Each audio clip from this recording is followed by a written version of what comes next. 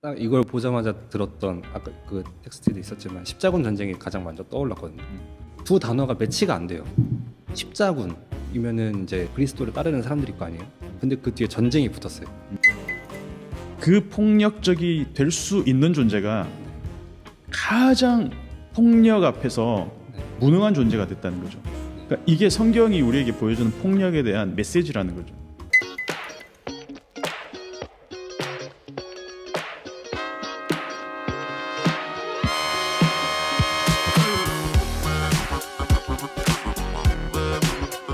종교는 오히려 폭력을 일으키지 않는가? 이 질문을 갖는 대부분의 사람들은 뉴스를 보거나 내 주변을 보면 나보다 못한 일들을 저지른단 말이에요. 나는 신이다만 봐도 때리고 타작하고 성적으로 유린하고 그러면 이 세상에 종교가 없는 게 더 도움이 되는 거 아니냐라는 질문을 당연히 가질 수밖에 없는 거죠. 이 세상의 선한 일과 악한 일을 정량적으로 따질 수 있다고 생각을 해봤을 때 종교는 그 악한 일의 수치만 계속 높이고 있는 거죠. 책에도 나오지만 나는 십자군 전쟁이라는 것 때문에 교회에 다니는 놈들은 믿지 않기로 했다. 그런 표현이 나오고 충분히 이해가 갑니다. 네. 킹덤 오브 헤븐 같은 영화를 보면 네. 사실 십자군이 십자가를 걸고 하는 전쟁에서 굉장히 잔인한 모습들을 보여주는데 네. 어셈블리 아미 한단 말이에요. 네. 군대를 소집하는데 이것이 신의 뜻이다. 이슬람을 치는 것이 신의 뜻이다라고 데우스 vul트 네. 하나님의 뜻이란 말을 거기다 갖다 붙이는데 폭력의 명분이 없으면 네. 이 폭력은 그냥 폭력인 거죠. 네. 그러니까 명분의 최고의 명분은 신의 뜻인 거예요. 신의 뜻. 그러니까 마녀 사냥 이런 거. 네. 이 마녀를 잡는 것이 신의 뜻이다. 그러면 무고한 민간인을 마녀로 몰아서 잡아서 죽이는 화형에 처하는 이런 것들도 신의 뜻인가? 어떻게 보면 내가 신의 뜻이다라고 주장하는 것 중에 거의 대부분은 신의 뜻이 아닐 가능성이 높다라는 거죠. 정말 신의 뜻이라면 굳이 그게 신의 뜻이다라고 소리치면서 사람들을 선동할 이유가 없다라는 거죠. 아, 네. 그렇기 때문에 어떻게 보면 십자군이라는 그 명칭부터 시작해서 십자군을 소집하고 십자군을 만들어서 이슬람과 전쟁을 치러 나가는 그 모든 과정에 있어서 신의 뜻은 단 1%도 거기 들어있지 않을 가능성이 높다라는 거예요. 왜냐하면 종교라는 것이 애초에 성경에 그게 나와 있지 않잖아요. 그렇죠. 그리고 종교라는 것도 성경에는 종교도 나오지 않아요. 그러니까 종교는 사람들이 만든 거죠. 아, 시스템으로 만든 거지. 네. 어떻게 보면 종교는 하나의 이념이고 이데올로기겠죠. 네. 네. 이데올로기의 특징은 내가 옳다. 네. 네. 이것을 더 강화시키기 위해서 네. 종교를 만드는 거죠. 그러니까 내가 옳기 위해서는 너는 틀려야 되는 거잖아요. 네. 그러면 거기에 사로잡혀 버리면 어떤 긍휼이라든가 네. 용서라든가 타협이라든가 네. 아니면 느슨한 어떤 그런 마음이 없어져요. 그 종교의 카테고리에 딱 들어오게 되면 내 옳음을 지키려는 그 의지가 굉장히 강해진단 말이죠. 네. 그래서 오히려 종교 안에 들어갔을 때 사람이 더 좀 경직되고 네. 그것들을 허용할 수 있는 공간이 없어진다라고 할 수 있겠죠. 그렇죠. 예수님은 폭력을 전혀 다른 양상으로 보여준 분이라고 할 수 있겠죠. 인류 역사에서 가장 옳은 분이라고 한다면 네. 예수님이잖아요. 예수님보다 그러니까 누구도 종교를 갖지 않은 사람들도 네. 나 예수님보다 옳다라고 말할 수 있는 사람 네. 없을 거예요. 네. 네.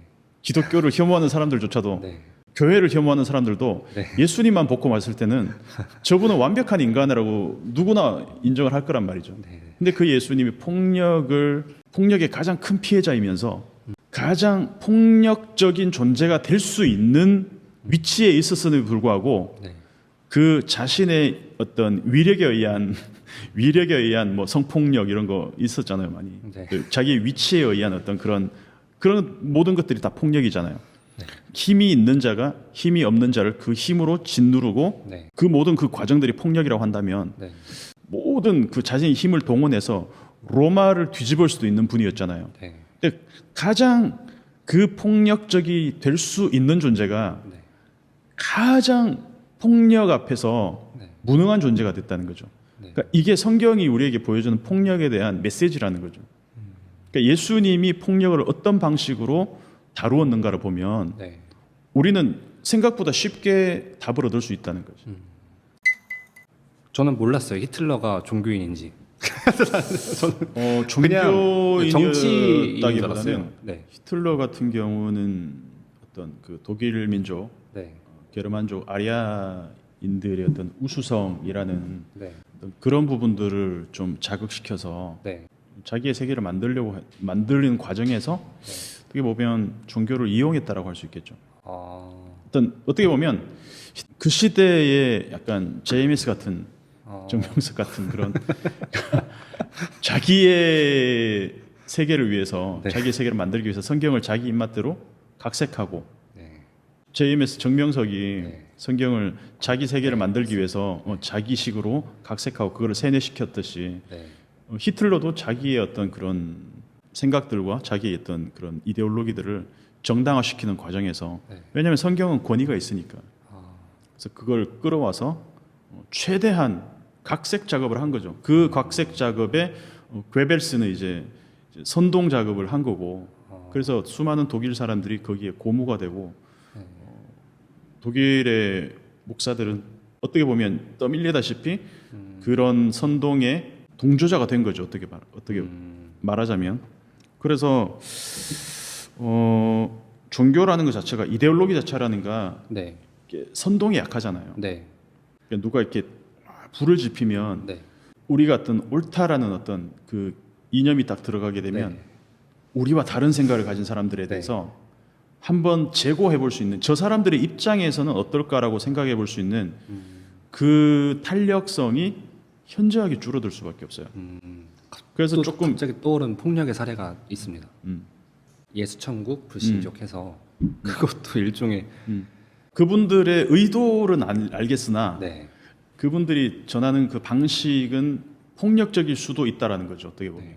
되게 언어적인 폭력 그렇죠. 느껴지거든요. 음. 그 그림들조차 있어요. 그런 예수천국 불신 지옥에 해당하는 그 일러스트가 무서운, 있는데 네. 그게 보기만 해도 뜨거운 그런 거. 그런 예수천당 불신 지옥에 성경을 담기는 그 예수천당 불신 지옥이라는 문구가 너무 좁은 그릇이라는 거죠. 네. 그것조차도 여덟 글자니까요. 그 8글자 안에 네. 성경 전체를 담아낼 수가 없는 거죠. 차라리 성경을 그냥 그 8글자 정도로 10글자 정도로 함축적으로 말하자 그러면 네. 차라리 하나님은 사랑이시다. 이게 더 나을 수 있지. 네. 하나님은 오르시다. 하나님은 선하시다. 차라리 이런 명제가 나을 수 있지. 예수천당 불신지옥 이분법 자체가 주는 거부감이 상당할 수가 있다라는 거죠. 그러니까 이게 틀렸다라고 말할 수는 없죠. 물론 모든 구원과 모든 영생, 생명은 예수와 연결될 수밖에 없으니까. 네. 그러나 그것이 얼마나 복음을 효과적으로 전달할 수 있을까? 강력하게 전달할 수는 있겠지만 네. 얼마나 그것이 설득력이 있을 수 있을까 하는 문제에 있어서는 그리고 또 제가 느끼는 종교의 폭력이 있어요.